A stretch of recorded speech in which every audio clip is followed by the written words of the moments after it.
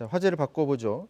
일본 정부가 후쿠시마 오염수 방류 방침을 밝혔다 이런 소식이 네네. 나왔는데 계속 우리가 관심을 가졌던 사안인데 네. 결국 이렇게 결정이 됐나 보네요. 이거 2년 전부터 관심을 가졌던 거고요. 아마 지난해는 우리가 코로나19가 없었으니까 지난해에는 이것 때문에 뭘 걱정했냐면 예정대로라면 올해 7월에 도쿄올림픽이 열렸어야죠. 네, 그렇죠. 우리 선수단 보낼 수 있는 거냐. 저 일본에 먹거리 먹어도 되는 거냐. 이 방사능 안전 문제 걱정하고 있었습니다. 네. 문제 제기를 하기도 했고요. 그런데 지금 일본의 외신들에서 결국은 이 후쿠시마 원전에 쌓이고 있는 하루에 160에서 170톤의 이제 오염수가 쌓이고 있습니다. 지금까지 쌓인 게 이미 한 6년치 정도가 엄청나고요. 근데 이것을 결국은 해양에 방류할 것이다.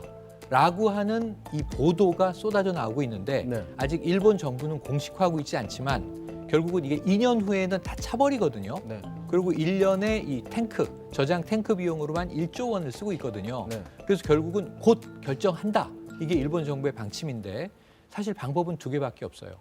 해양 방류하고 대기 방출인데 대기 방출은 엄청난 중화 비용이 들어갑니다. 그러니까 지금도 비용에 대한 이제 이 정부, 일본 정부의 입장이 그렇게 이제 좀 시원하지가 않은데 아마 그럼 가장 손쉽고 간편하고 비용이 적은 이 바다로의 방류를 선택하지 않겠는가. 이게 지금 거의 카운트다운에 들어온 것 같습니다. 아니 안전하다고 하면 상관이 없는데 네. 지금처럼 불안한 상황에서 이거 방류하게 되면 당장 일본 어민들 피해 입지 않나요? 일본 어민들은 지금 결사반대하고 있죠. 아, 지금 예, 예. 행동으로 옮기고 있습니다. 그래서 지난해 여름과 지지난해 여름에 이 지자체 회의를 일본 정부가 열었어요. 네. 그래서 이 방식이 이 오염수들을 처리하는 방식이 한 4가지가 있다. 매립도 있고, 네. 그 해상 방출도 있고, 방류도 있고, 그리고 이제 대기에 중화시켜서 날려버리는 방법도 있고 하다. 그런데 어떤 방식이냐?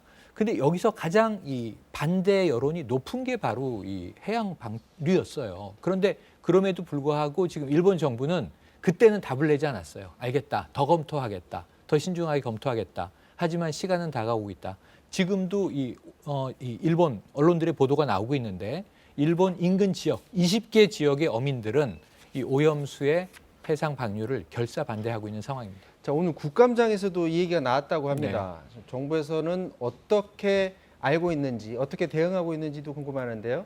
자, 준비된 영상 한번 보도록 하겠습니다.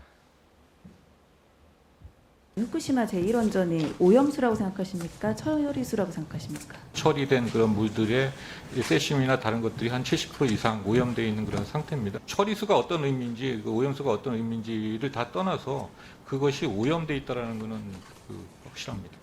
오염수가 방류되면 220일 안에 제주도 그리고 400일 안에는 서해안에도 도달할 가능성이 있다. 뭐 이런 연구 결과도 있습니다. 전체적으로 큰 북태평양 그 해류의 큰 흐름은 4년, 5년 주기를 걸리겠지만 어쨌든 그것으로 인해서 나오는 그 주변적인 영향은 받을 수 있지 않겠느냐.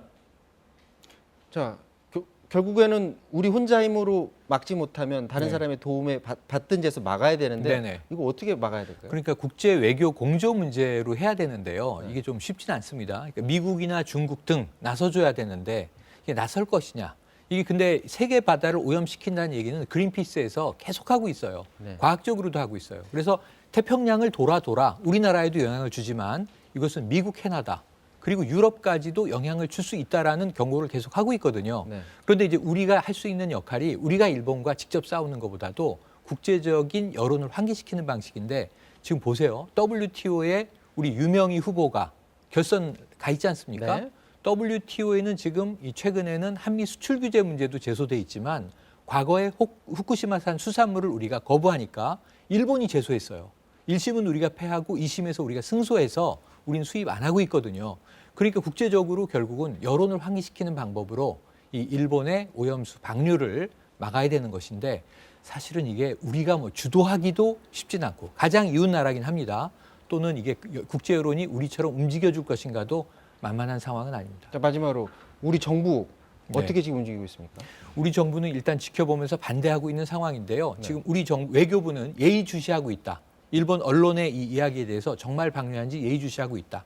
그런데 일본이 93년도에 러시아가 오염수를 방류했을 때 가장 적극적으로 반대했던 나라입니다.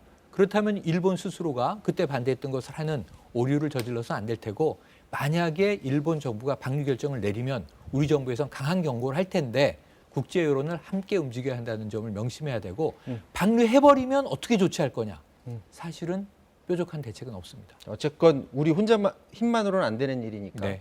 국제사회의 도움을 받을 수 있는 방법을 어떻게 해서든 찾아내야 될 것 그렇습니다. 같습니다. 자, 지금까지 최영일 평론가와 말씀 나눴습니다. 말씀 고맙습니다. 고맙습니다.